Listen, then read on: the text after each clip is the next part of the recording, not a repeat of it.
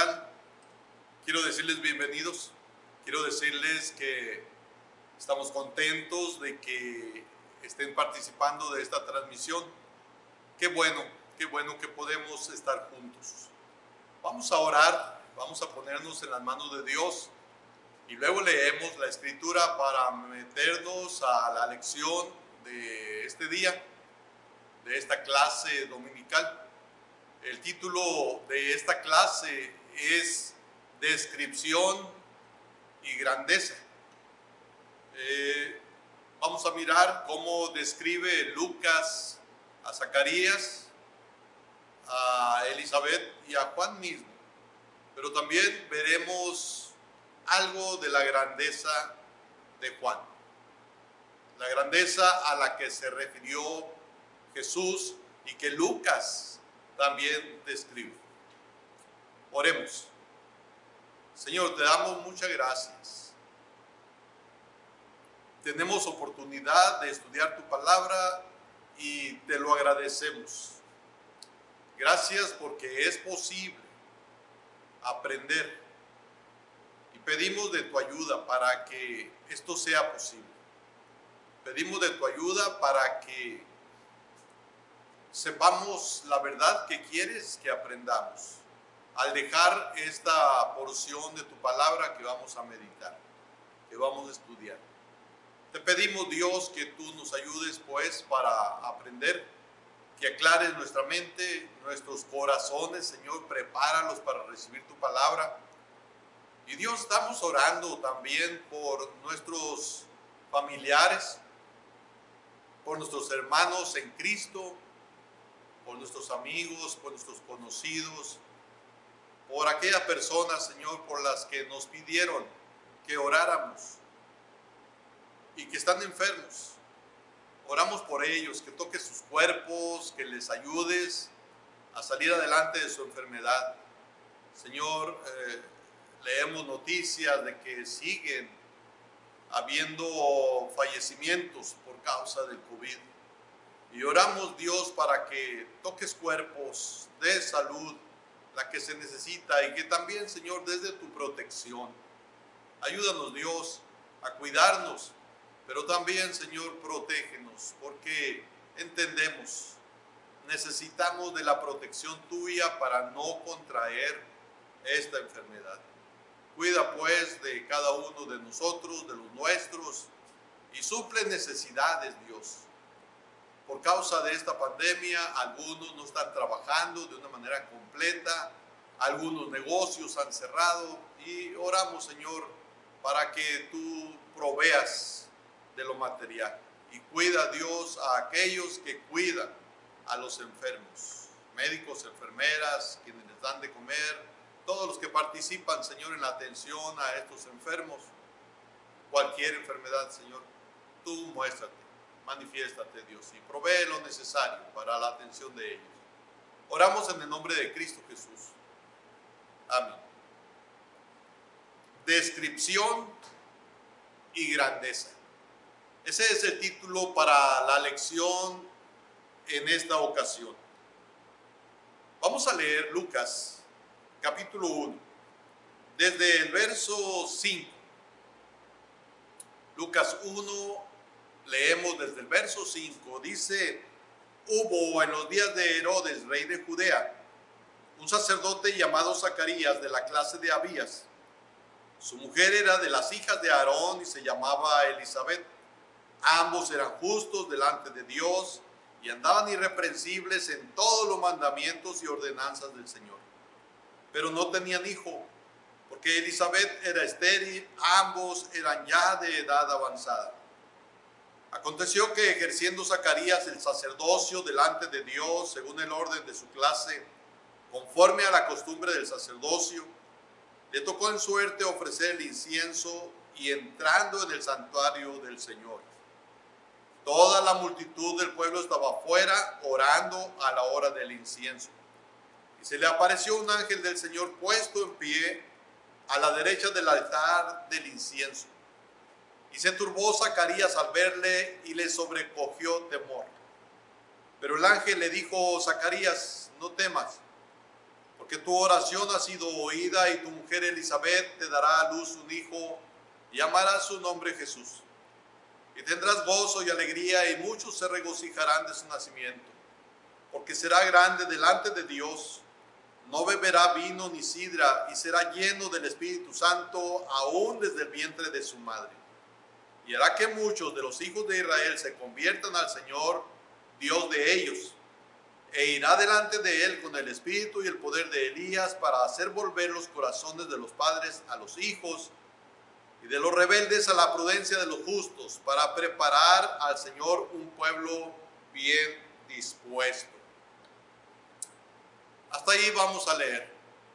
Humanamente hablando, Zacarías y Elizabeth no tenían esperanza de tener un hijo.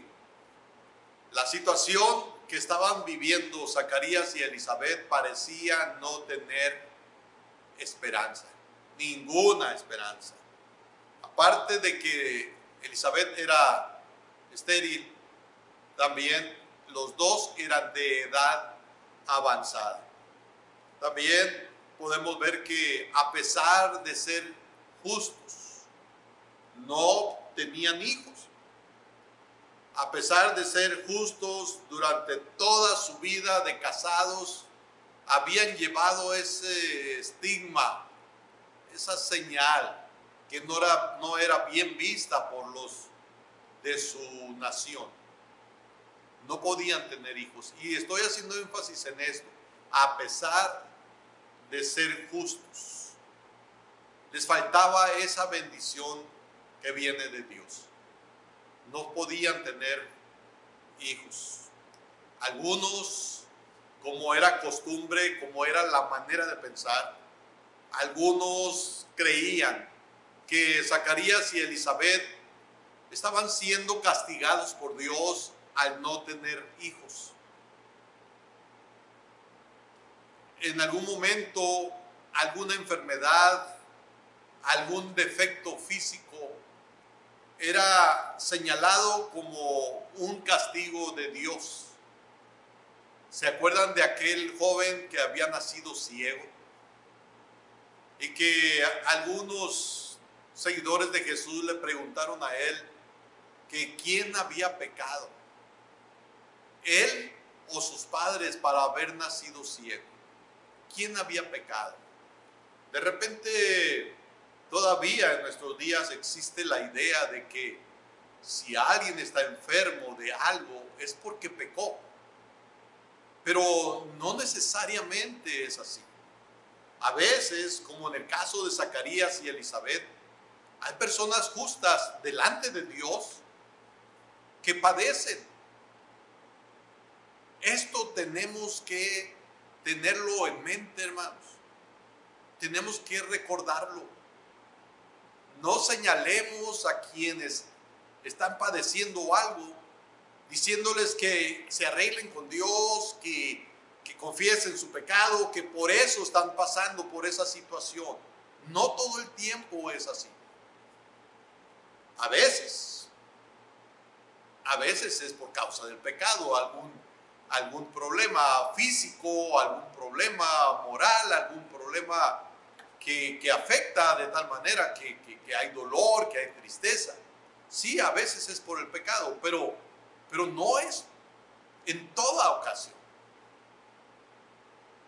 En el caso de Zacarías y Elizabeth, la Biblia dice que ambos, los dos, eran justos delante de Dios y andaban irreprensibles. O sea, no solamente eran justos delante de Dios, su conducta delante de la gente era buena.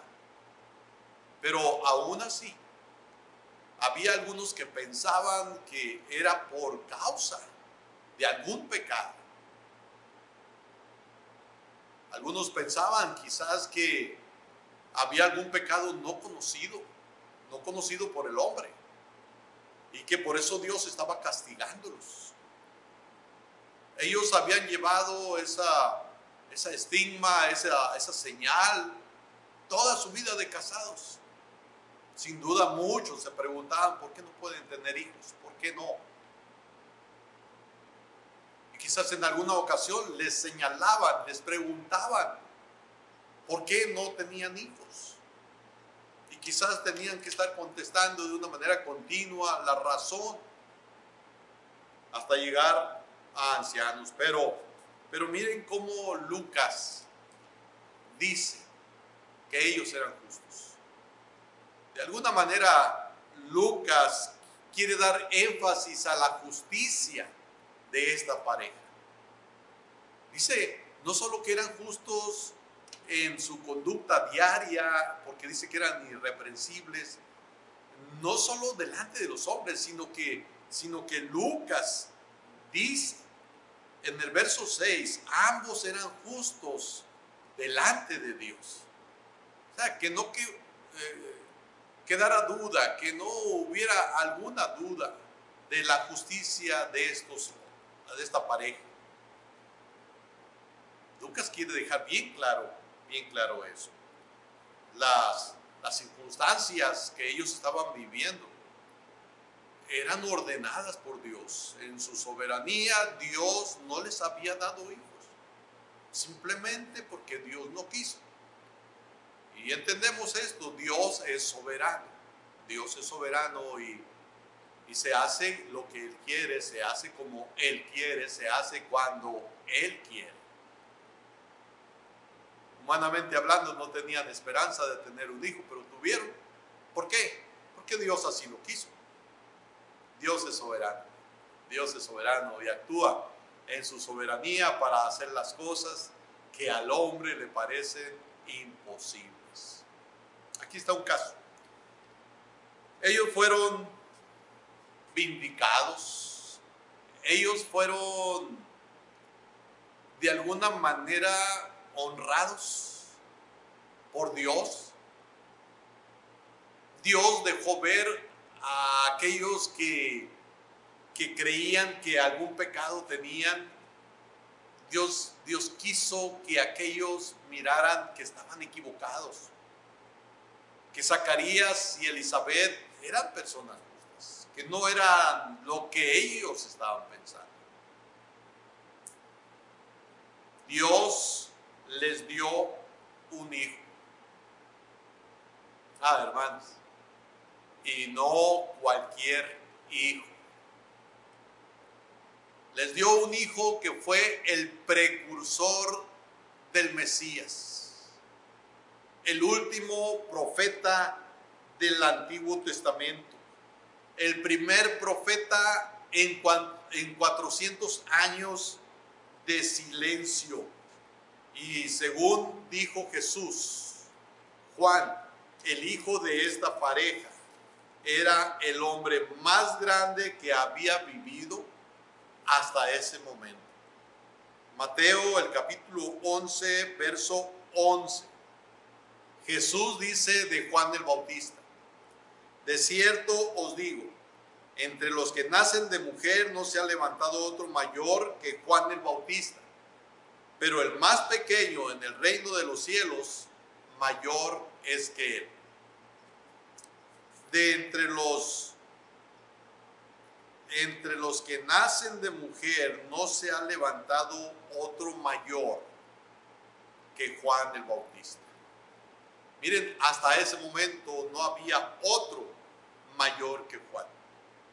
Así que Dios les da un hijo. Y dije, y no cualquier hijo. Yo sé, todos los hijos son especiales, todos los hijos son amados, todos los hijos son bienvenidos. Pero hay de hijos a hijos. Juan era un hijo muy particular, muy singular. Según Jesús, hasta ese momento no había otro hombre como él. Qué especial es cuando el padre se llena de orgullo por sus hijos, porque son unos hijos ejemplares, porque son unos hijos temerosos de Dios, porque son unos hijos que siguen la fe de sus padres. Y hablando de esto, estaba escuchando hace un momento a alguien que decía que es correcto que los hijos no sigan ni la fe, ni el estilo de vida y otras cosas de los padres. Si los padres son cristianos, si viven la vida cristiana, los hijos deberían de seguir ese ejemplo. Eso es lo que enseña la Biblia. Por supuesto, si los padres no son cristianos y si los padres no viven una vida ejemplar, los hijos no deberían de seguir ese ejemplo. Pero si los padres tienen una fe en Dios, una fe verdadera en Cristo Jesús, los hijos deberían de seguir esa fe. Cuando David le dice a Salomón, reconoce al Dios de tu padre, no estaba equivocado David al esperar que su hijo pusiera su fe en Dios, en el Dios verdadero. No estaba equivocado David. Y no nos equivocamos cuando queremos que nuestros hijos sigan el camino de la fe, que sigan el camino de Dios, que busquen las cosas de Dios, que pongan su fe en Jesucristo. No nos equivocamos, claro que no. Se equivoca el que no enseña a sus hijos a confiar en Dios, a creer en Dios. Ese es el que se equivoca. La Biblia nos enseña, nos dice que hemos de enseñar y repetirles a nuestros hijos la palabra de Dios. Lo leemos una y otra vez acerca de enseñarles a nuestros hijos la escritura, la palabra de Dios, y la repetirás a tus hijos estando en tu casa, cuando te levantes, cuando te acuestes, cuando vayas por el camino. En todo momento se nos enseña que en todo momento hemos de hablar a nuestros hijos de la palabra y enseñarle acerca de las cosas que Dios ha hecho en nuestra vida y de las promesas de Dios escritas en la Escritura. Juan el Bautista vino a ser un hijo ejemplar, un hijo único porque era solamente él, pero también único en cuanto a la manera de vivir, en cuanto a su conducta. Miren cómo Lucas describe a Zacarías y a Elizabeth.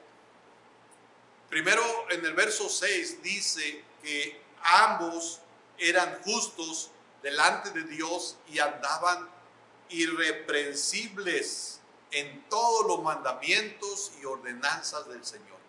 Miren cómo Lucas describe a esta pareja como unas personas creyentes, unas personas genuinas en su fe. No solo vivían delante de la gente como verdaderos creyentes, sino que delante de Dios ellos eran verdaderos creyentes. Dice, eran justos delante de Dios. Vean la descripción, hermanos, que Lucas hace de esta pareja. Es algo especial, en verdad, muy especial. Eran justos y andaban irreprensibles. Eran obedientes, porque dice, andaban irreprensibles en todos los mandamientos y ordenanzas del Señor. Eran obedientes, eran justos, eran humildes, eran devotos, eran personas que servían al Señor. Miren todo lo que ellos eran, hermanos. No solo eran creyentes, eran creyentes que servían.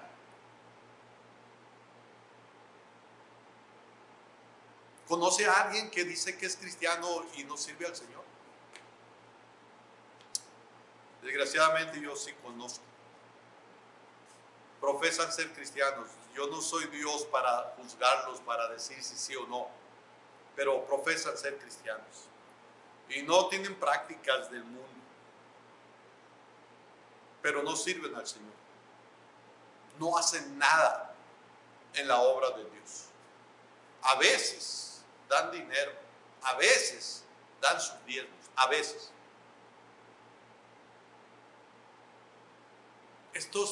Esta pareja eran devotos. Esta pareja era fiel al Señor. Esta pareja delante de Dios eran justos. Vivían bien. Y Dios los declaraba justos.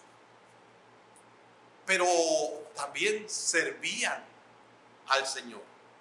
Dice el verso 9. Conforme a la costumbre del sacerdocio, le tocó en suerte ofrecer el incienso entrando en el santuario del Señor. Zacarías era un hombre que servía a Dios. Servir a Dios. Hermanos, es algo que deberíamos de procurar, servir al Señor. Estos dos, esta pareja, servían al Señor. Qué importante es esto también, hermanos. Quiero hacer énfasis en estas cosas. Cuando la pareja, cuando los dos sirven a Dios.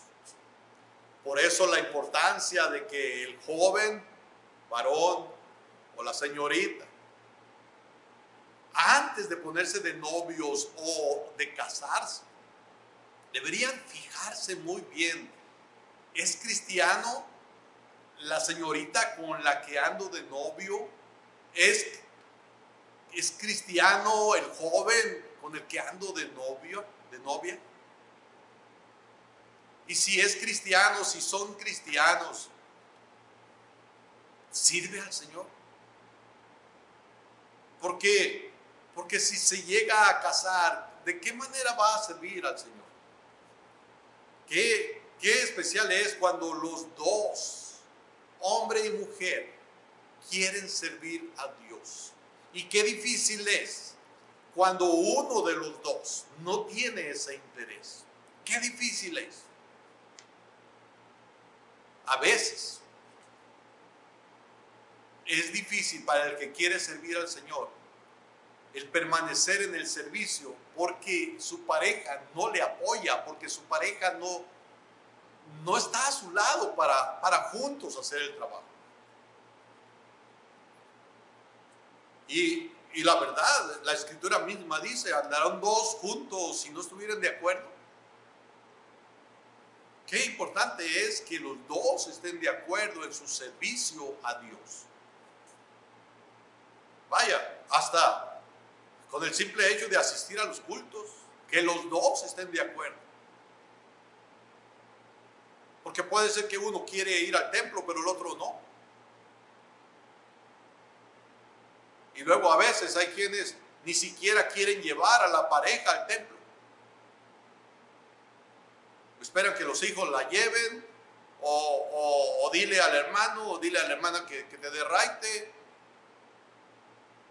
Pero porque no hay interés. Pero pregúntale, ¿es cristiano usted? ¿Usted ya recibió a Jesús como su Salvador? Claro, por supuesto que sí. Pero no sirve al Señor y a veces ni siquiera quiere asistir a los cultos, ni siquiera calentar bancas. La Biblia dice que los dos eran justos y andaban irreprensibles en los mandamientos y ordenanzas del Señor. Ellos eran personas devotas, ellos eran personas que servían al Señor. Los dos.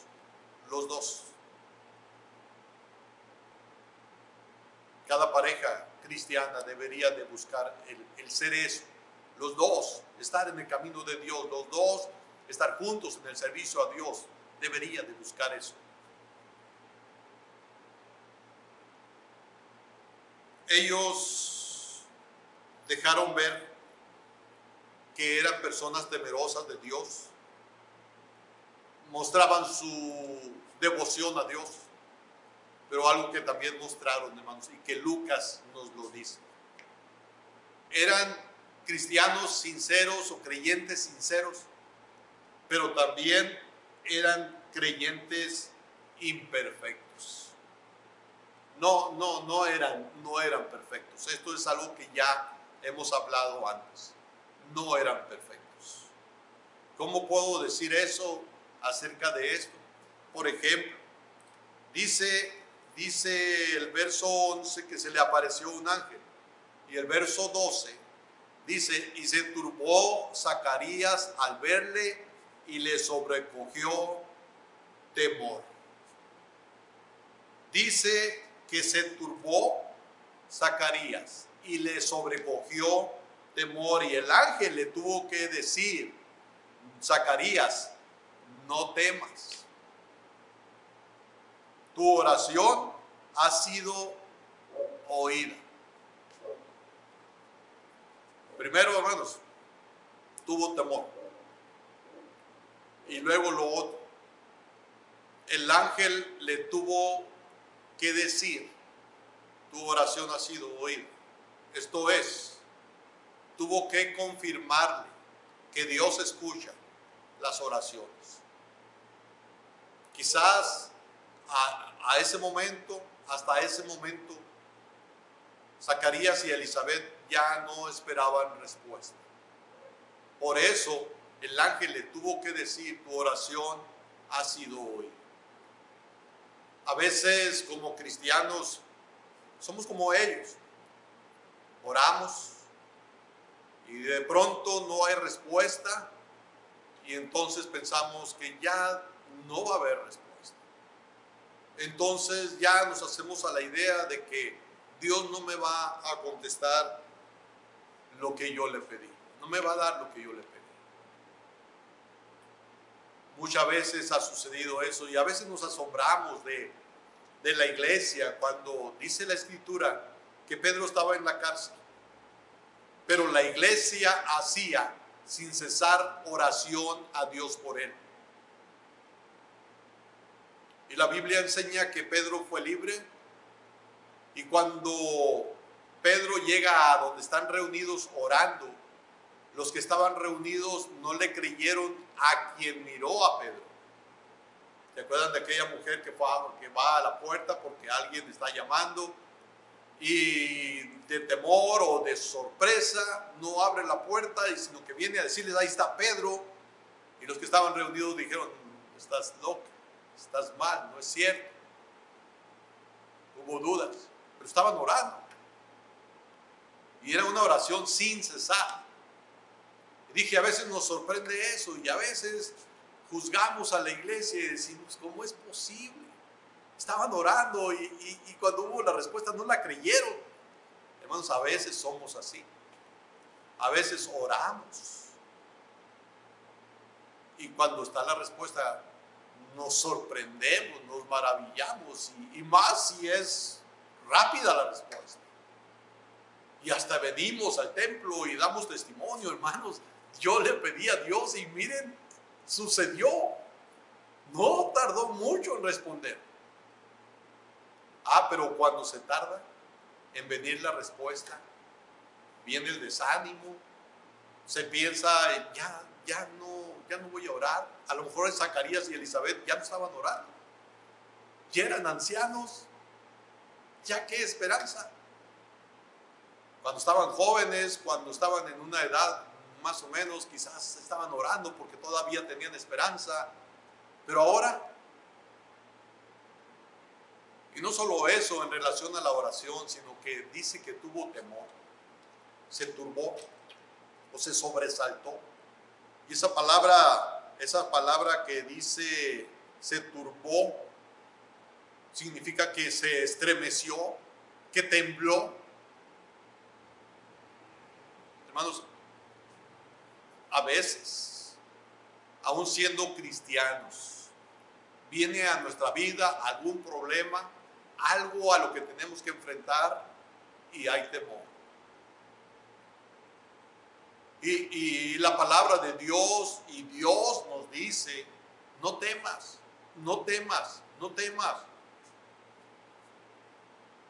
Y nos da las razones para no temer. Yo te ayudo, yo no te voy a dejar, no te voy a desamparar. Mira, te pueden dejar todos, tu madre, tu padre, pero yo no te voy a dejar.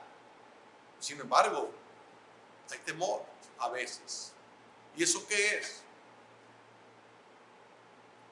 Falta de fe. Es vacilar en la fe que tenemos. Hermanos, Zacarías y Elizabeth eran personas piadosas, eran personas que servían al Señor, eran sinceros, pero eran creyentes imperfectos. Esta es la descripción que Lucas da de Zacarías y Elizabeth. Hermanos, Dios utilizó a Zacarías y a Elizabeth a pesar de sus deficiencias. Ellos eran fieles a Dios, con errores, pero eran fieles a Dios. Y cuando estoy hablando de errores, no me refiero a que su conducta, su manera de vivir era equivocada. No. Andaban bien, vivían bien, pero les fallaba su fe. Pero a veces tenían temor. O sea, había deficiencias en su fe, había deficiencias en su vida de creyentes. Hermano, esto nos enseña la Biblia que no hay hombre perfecto. Por más que esté cerca de Dios, no hay perfección en el hombre, en el creyente, no lo hay. Tenemos que reconocer que por la gracia de Dios somos salvos, y por la gracia de Dios hay perdón, y por la gracia de Dios tenemos la esperanza de la vida eterna, la esperanza cierta. Es por la fe en Jesucristo y solamente.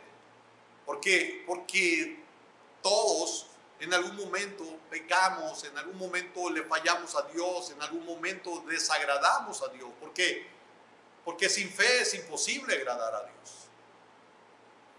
Cuando dudamos, claro que Dios no está contento, claro que Dios no es feliz porque hay dudas en nosotros. Ahora, así describe Lucas a Zacarías y a Elizabeth, pero luego nos habla de un hijo privilegiado. Dice Lucas capítulo 1, dice, pero el ángel le dijo, Zacarías, no temas, porque tu oración ha sido oída y tu mujer Elizabeth te dará a luz un hijo. Llamarás su nombre Juan, y tendrás gozo y alegría, y muchos se regocijarán de su nacimiento, porque será grande delante de Dios. No beberá vino ni sidra, y será lleno del Espíritu Santo, aún desde el vientre de su madre, y hará que muchos de los hijos de Israel se conviertan al Señor, Dios de ellos. El hijo que iban a tener, hermanos, el hijo que Dios les concedió, tendría el más grande privilegio que cualquier hombre ha tenido: el ser el precursor del Mesías, el que iba delante del Mesías, delante del Cordero de Dios, preparando el camino del Señor. Yo puedo mirar esto, hermanos. Zacarías y Elizabeth eran personas no perfectas, eran creyentes imperfectos, fieles a Dios, pero imperfectos. Juan el Bautista, hermanos, no se distinguió, humanamente hablando, no se distinguió para nada. Él no hizo milagros, Tampoco andaba bien vestido, tampoco comía con esplendidez, tampoco hacía banquetes. Juan el Bautista y Zacarías y Elizabeth eran personas comunes, y corrientes que Dios quiso usar. Zacarías y Elizabeth, dije, eran creyentes imperfectos, y Dios los quiso usar. Juan no se distinguió, dije, en muchas cosas, pero Dios quiso usarlos. Y esto nos enseña, hermanos, que Dios usa a personas comunes y corrientes para proclamar de una manera fiel las buenas nuevas que son el Evangelio de Jesucristo, las buenas nuevas de salvación por medio de Cristo Jesús. Antes de ascender al cielo, Jesús dio una comisión, lo que conocemos como la Gran Comisión. Dice la Biblia, Mateo 28, del 18 al 20, Jesús se acercó y les habló diciendo: toda potestad me es dada en el cielo y en la tierra. Por tanto, id y haced discípulos a todas las naciones, bautizándolos en el nombre del Padre, del Hijo y del Espíritu Santo, enseñándoles todas las cosas que os he mandado. Y aquí yo estoy con vosotros todos los días hasta el fin del mundo. ¿A quién le dio esa comisión? No fue a los nobles, no fue a los sabios, no fue a gente privilegiada según la sociedad. No, esa comisión la dio a sus discípulos. ¿Quiénes eran sus discípulos? Eran personas comunes y corrientes. Y Dios sigue usando a personas comunes y corrientes, a creyentes imperfectos, pero que son fieles a Él.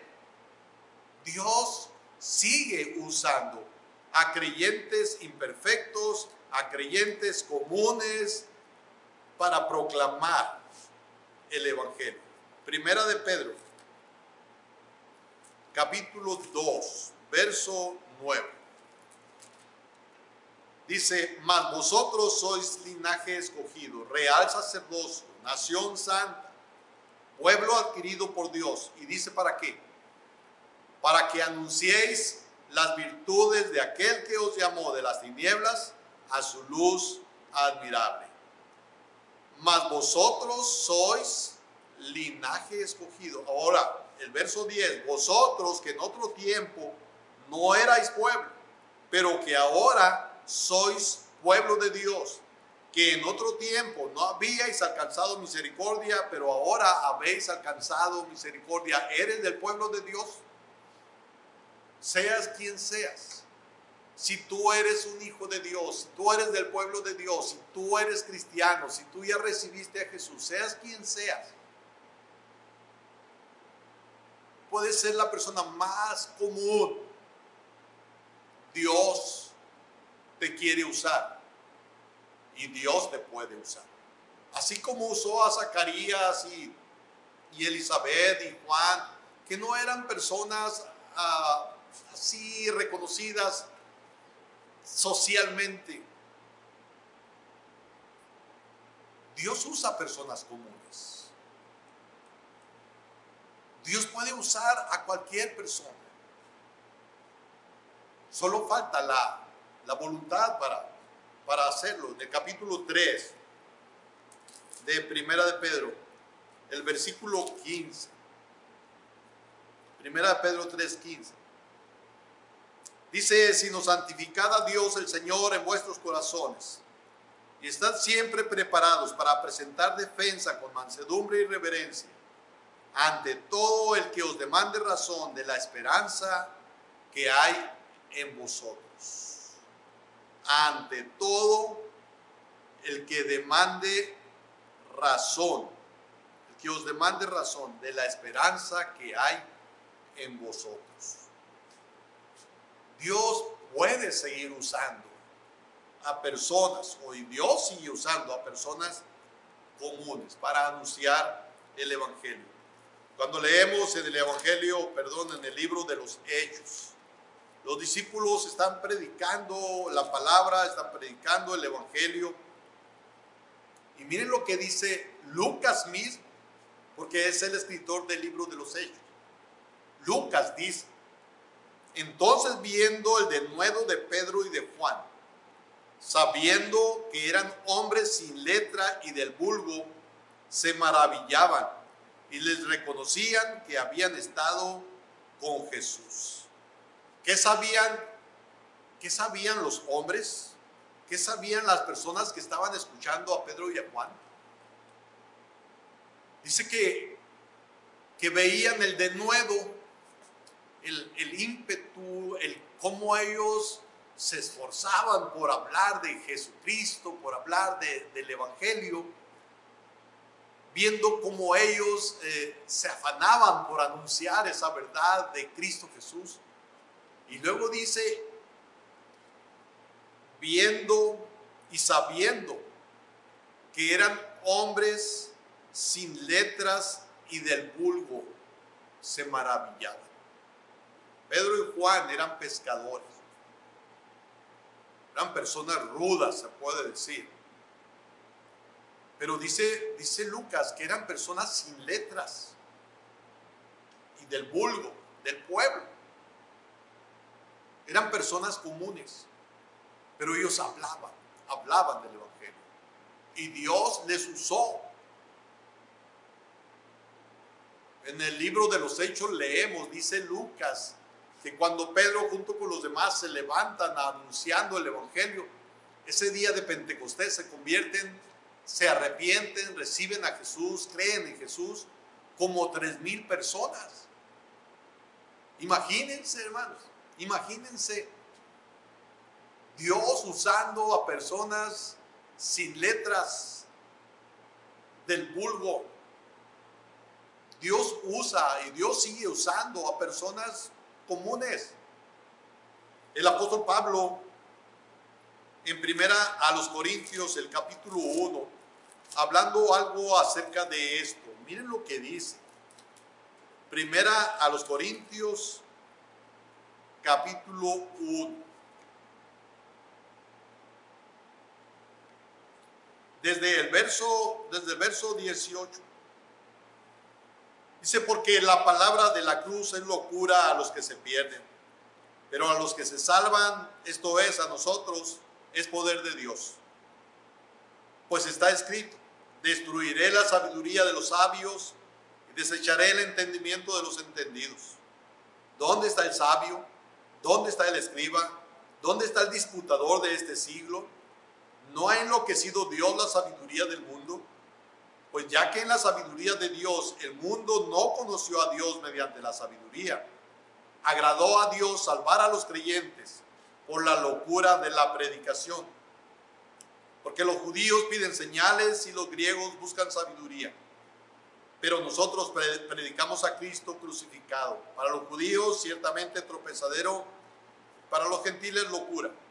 Mas para los llamados, así judíos como griegos, Cristo, poder de Dios y sabiduría de Dios. Porque lo insensato de Dios es más sabio que los hombres, y lo débil de Dios es más fuerte que los hombres. Pues mirad, hermanos, vuestra vocación, que no sois muchos sabios según la carne, ni muchos poderosos, ni muchos nobles, sino que lo necio del mundo escogió Dios para avergonzar a los sabios, y lo débil del mundo escogió Dios para avergonzar a lo fuerte, y lo vil del mundo y lo menospreciado escogió Dios, y lo que no es, para deshacer lo que es, a fin de que nadie se jacte en su presencia. Miren cómo dice que lo despreciable, lo vil, escogió Dios. Dice lo vil del mundo y lo menospreciado. Dios usa, hermanos, a aquellos que la sociedad menosprecia o desprecia. Dios usa a aquellos que son, dice, viles. O sea, son aquellos que son desechados, que la sociedad no quiere. Dios lo usa. Y luego también dice el verso 28, la segunda parte, y lo que no es, para deshacer lo que es. Cuando dice lo que no es, se refiere que Dios usa a aquellos que para la sociedad ni siquiera existen. O como dicen por ahí, ni en el mundo los hacen, pero Dios usa a esas personas. Lo inexistente es usado por Dios. Y dice que Dios no usa a nobles. O sea, Dios no anda buscando a gente importante para usarla, no. Dios puede usar a gente importante, claro. Dios puede usar a cualquier persona. Pero Dios usa también a personas comunes. Dios te puede usar, seas quien seas. Me usa a mí, gracias a Dios. Te puede usar a ti también. Algo que decía el apóstol San Pablo: por la gracia de Dios soy lo que soy. Por la gracia de Dios soy lo que soy. Y en algún momento Pablo decía que si lo había hecho con él, ¿cómo no lo iba a hacer con los demás? Es lo mismo en relación conmigo. Si Dios ha querido usarme en alguna manera, ¿cómo no lo va a hacer contigo? Dios te quiere usar. Esta es la historia que comenzó con la milagrosa intervención de Dios. Dios intervino en la vida de dos personas humildes, como son Zacarías y Elizabeth. Dios intervino en la vida de ellos, les da un hijo, y Dios nos da una historia de hombres y mujer que fueron usados por Él. Dios quiere usarte a ti también. Cuando Pablo tiene el encuentro con Jesús, cuando Jesús se le presenta en su camino a Damasco, Pablo primero pregunta: ¿quién eres, Señor? Jesús le dice: yo soy Jesús a quien tú persigues. Y después la siguiente pregunta de Pablo fue: ¿qué quieres que yo haga? Y Jesús le dice lo que había de hacer.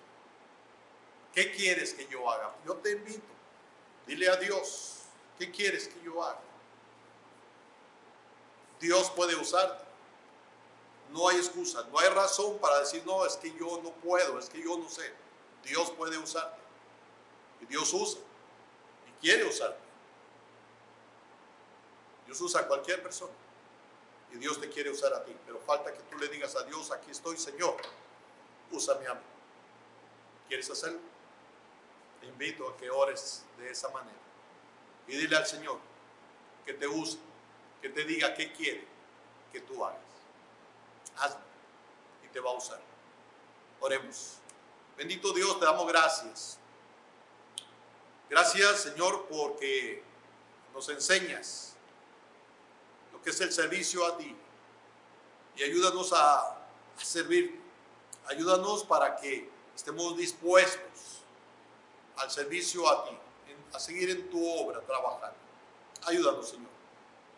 Haz la obra en nuestros corazones, para que Cristo Jesús sea el Señor de nuestras vidas, quien las dirija para la honra y la gloria tuya. En el nombre de Cristo oramos. Amén.